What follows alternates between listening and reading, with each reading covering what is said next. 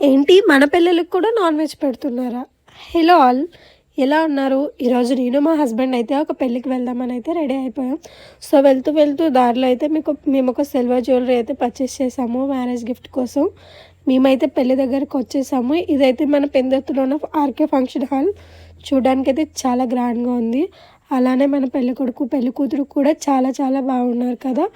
And వీళ్ళైతే మా ఆయన వాళ్ళ ఆఫీస్ రిలేటెడ్ తెలిసిన వాళ్ళనమాట. సో నేను మా ఆయన మా అత్తగారు మా మామగారు అయితే పెళ్ళికైతే వచ్చేసాము. సో నాకు ఈ ఫంక్షన్ హాల్ అయితే మెయిన్ హైలైట్, చాలా బాగుంది, చాలా స్పేషియస్గా ఉంది. సో నెక్స్ట్ అయితే మనం మెయిన్ కోర్స్ ఫుడ్కి వచ్చేద్దాం. ఫుడ్ అయితే రెస్టారెంట్లో తిన్నట్టే ఉంది. చాలా చాలా టేస్టీగా ఉంది. Biryani, chicken curry, mutton curry and చాలా బాగున్నాయి. మేమైతే ఫుడ్ చాలా బాగా ఎంజాయ్ చేసాం. లాస్ట్లో అయితే ఐస్ క్రీమ్తో ఫినిష్ చేసాము. ఎక్కడికి వచ్చినా ఒకటే బాధ, మా ఆయన క్రికెటే చూసుకుంటాడు 24 hours. మేమైతే ఇంటికి వచ్చేసాము.